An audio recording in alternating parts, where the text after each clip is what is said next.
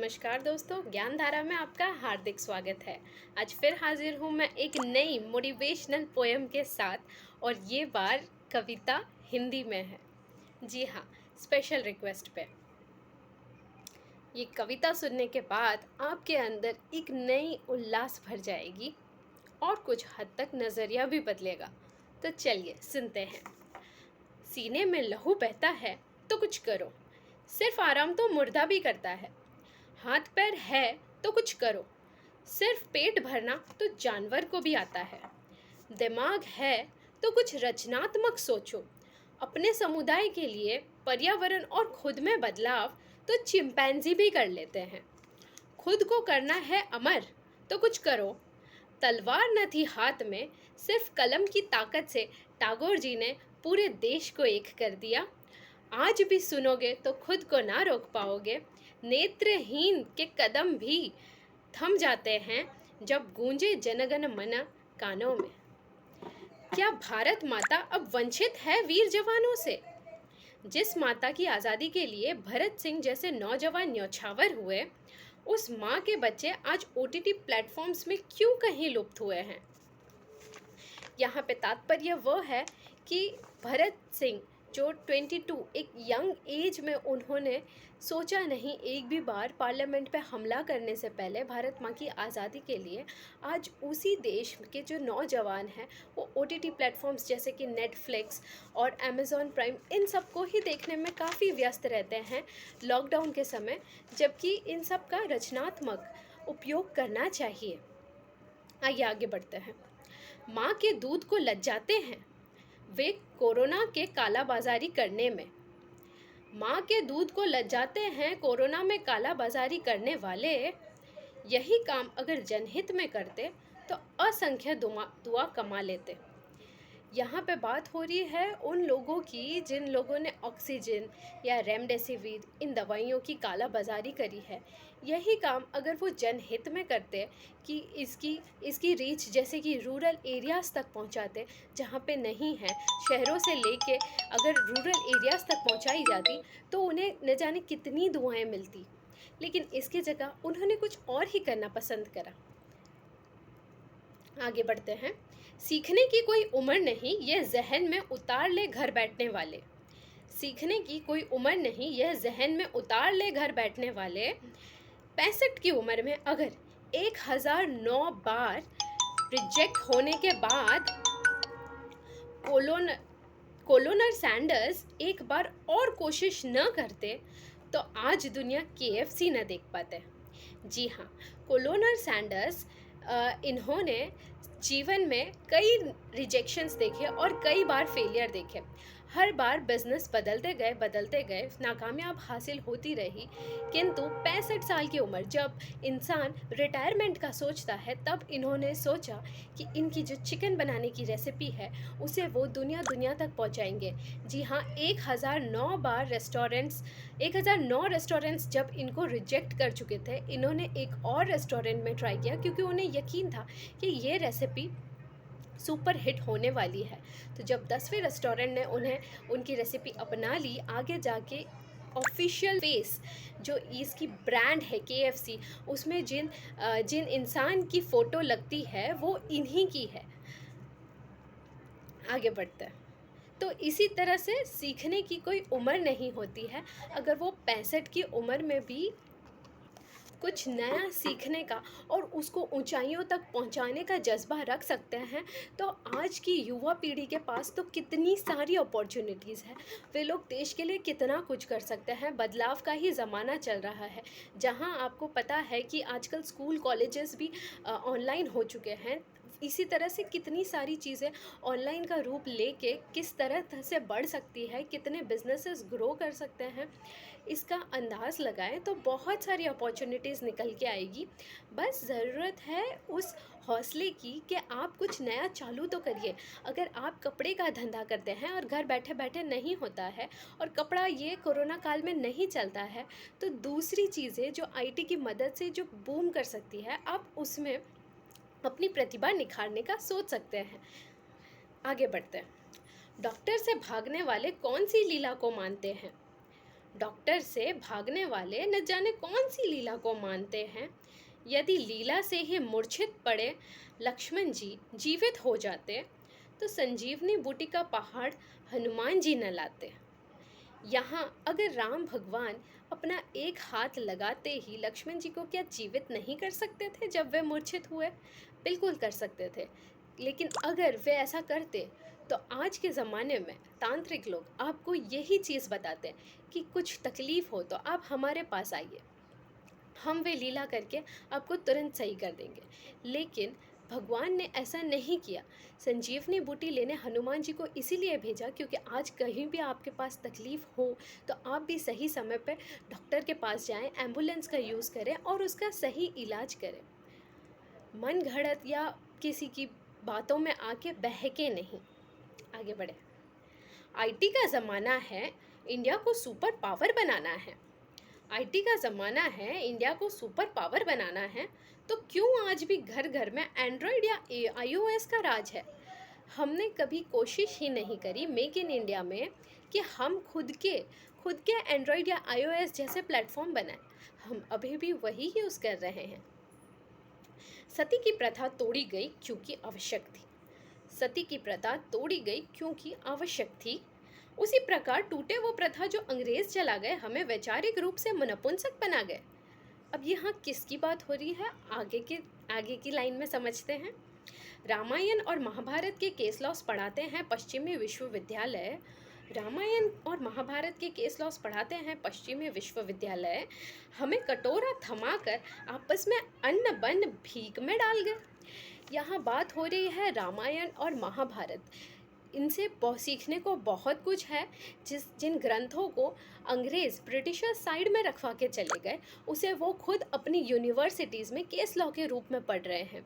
राम जी ने क्या क्या किया और उसका क्या क्या तात्पर्य हुआ, उससे लाइफ में हमने क्या क्या सीखा, ये सारे मैनेजमेंट लॉज और तरह तरह के रूल्स वो खुद बना बना के खुद एनालाइज कर करके अपने लोगों को सिखा रहे हैं। लेकिन हम लोगों को वैचारिक रूप से नपुंसक बना गए क्योंकि हमें तो ये सब उन्होंने पढ़ाना बिल्कुल ही गलत समझा। हमें जो सिस्टम दिया एजुकेशन सिस्टम वो सिर्फ गुलामी का ही दिया है। क्योंकि आज भी जब लोग पढ़ के निकलते हैं तो वो एक सैलरी मेंटालिटी से निकलते हैं कि हम आगे जाके एम्प्लॉयमेंट लेंगे या सैलरी वाला जॉब ही करेंगे। यहाँ हम बिज़नेस एंटरप्रेन्योरशिप वाली मेंटालिटी नहीं देख पाते हैं जो बच्चे स्कूल से या यूनिवर्सिटी से निकलते हैं। तो बहुत ज़रूरी है ये सब चीज़ें। हमारे खुद के जो ग्रंथ हैं वो इतने रिच हैं कि जिसकी कोई कल्पना नहीं है, जिसको पूरी दुनिया अपना रही है लेकिन हम लोग नहीं अपना रहे हैं। तो ज़रूरत है हमें भी महाभारत रामायण ये सब पढ़ने की और उनके तथ्यों को समझने की। आगे बढ़ते हैं। भगोड़ों को पकड़कर लाना है तो उनकी जैसी रणनीति अपनानी होगी। भगोड़ों को पकड़कर लाना है तो उनकी जैसी रणनीति अपनानी होगी। चप्पल घिस जाए पर कैदी ना मिल पाए, यह कूटनीति लंदन के साथ अपनानी होगी।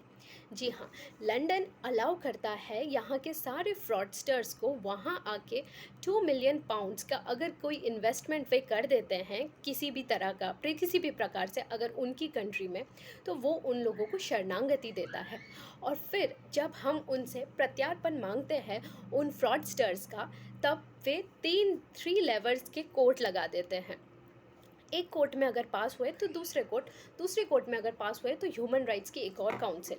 अक्सर कहीं ना कहीं केस अगर 1-2 कचहरियों में पास हो जाता है जैसे कि नीरव मोदी का हुआ, तो तीसरी ह्यूमन राइट्स वाली काउंसिल ये केस अटका देती है ये बोल के कि आपके जेल में जो व्यवस्थाएं हैं वो सही नहीं हैं, वहाँ ह्यूमन राइट्स का उल्लंघन हो रहा है। इस प्रकार की चीज़ें अगर इंडिया भी ऑफ़र करे, इंडिया भी अगर लंदन के फ्रॉडस्टर्स को यहाँ अगर इंडिया भी यही रणनीति अपनाती है लंदन के साथ, कुछ ऐसे ही अट्रैक्टिव ऑफर्स दे के वहाँ के फ्रॉडस्टर्स को यहाँ बुलाया जाए और इंडिया भी इन्हें कोर्ट कचहरी के चक्कर कटाए, तब जाके लंदन को समझ आएगा कि उन्हें इंडिया के साथ कैसे पेश आना चाहिए। क्योंकि कुछ वे इसी तरह का बर्ताव करते हैं यूएस के साथ। यूएस का दम है, इतना पावर है कि वो 70 to 80% उनके मुजरिमों को प्रत्यार्पण में वापस दे देती है। लेकिन इंडिया आज दिन तक हार्डली 1% मुजरिमों को वापस ला पाया है। चलिए आगे बढ़ते हैं। 74 साल बीत गए और यूं ही बीत जाएंगे गुलामी में। 74 साल बीत गए और यूं ही बीत जाएंगे गुलामी में। पहले अंग्रेज, फिर भ्रष्टाचार, बस नाम ही तो बदले हैं सलामी में।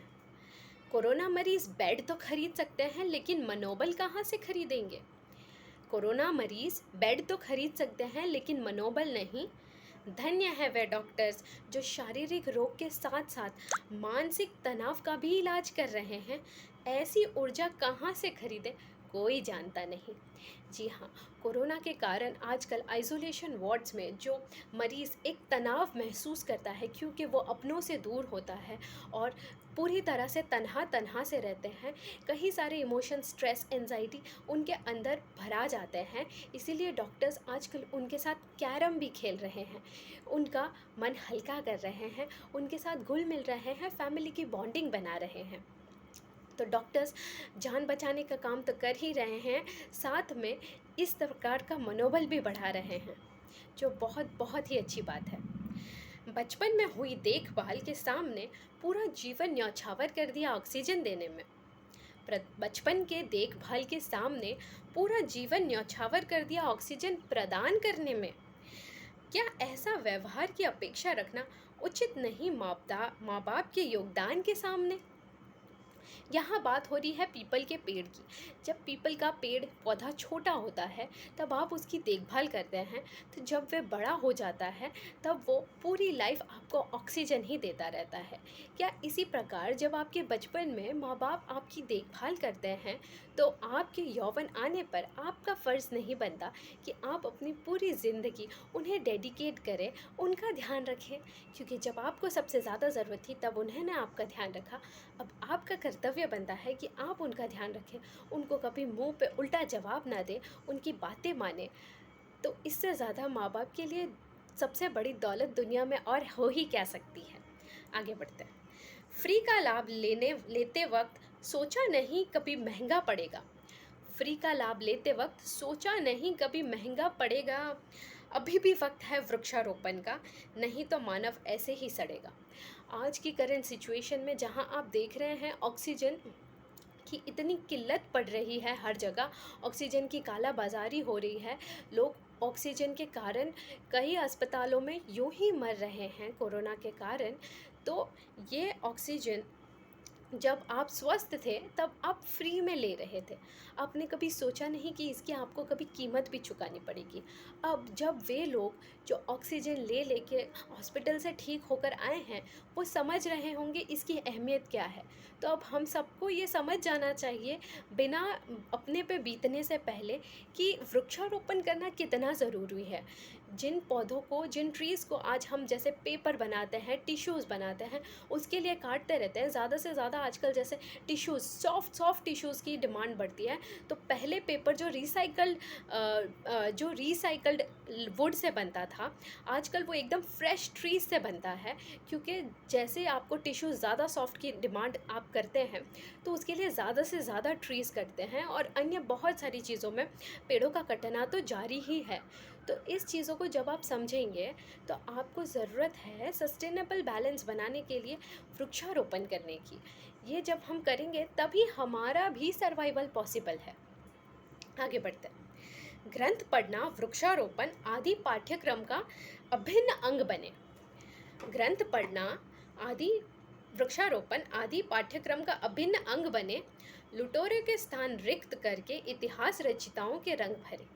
यहाँ बात हो रही है उन लोगों की जैसे कि तान्हाजी, बाजीराव और 31 सिख, उन लोगों की जिन्होंने इंडिया के लिए मर मिट गए और वीरता का बहुत ही अच्छा प्रमाण दिया। लेकिन हमारी इतिहास की किताबों में इन लोगों की कोई जगह नहीं है, यहाँ तक कि पुरु की भी कोई जगह नहीं है इनकी वीरता की। ये भारत माता के बेटे भारत की आज़ादी के लिए लड़ते रहे, लेकिन इतिहास की किताबों में नाम है तो बस मुग़लों का, जिन्होंने हम पे शासन किया। इनके खिलाफ हमने कई बार, कितने बार डटकर सामना किया, कितने बार भारत माता की रक्षा करी। उन वीरों की, उन नौजवानों की कहानी भी पढ़ाई जानी चाहिए इतिहास में, उनकी यहाँ बात हो रही है। आगे बढ़ते हैं। यूं ही नहीं चुटकी बजा के सब काम हो जाते हैं, यूं ही नहीं, चुटकी बजा के सब काम हो जाते हैं। विचार क्रांति के बीज बोने पर धीरे धीरे पौधे पर फूल अवश्य खिल जाते हैं। उपदेश देने वाले तो बहुत मिलेंगे ज़माने में। उपदेश देने वाले तो बहुत मिलेंगे ज़माने में। जो लगती है आग सीने में बदलाव की, वही शब्दों के ताकत लगाई है इज्जत कमाने में। जो आग लगती है सीने में बदलाव की, वही शब्दों ने ताकत लगाई है इज्जत कमाने में। अगर इसकी चंद पंक्तियाँ सुनकर, अगर जब तक आपके मन में कुछ जागृत नहीं होता, कुछ करने की ज्वाला, उमंग उत्साह कुछ पैदा नहीं होता, तब तक ये कविता के शब्द सिर्फ एक शब्द है। और अगर अब आपको समझ आ रहा है कि घड़ी क्या चीज़, कि ये घड़ी क्या मांग रही है, तभी ये कविता का सार्थक है। धन्यवाद देखने के लिए।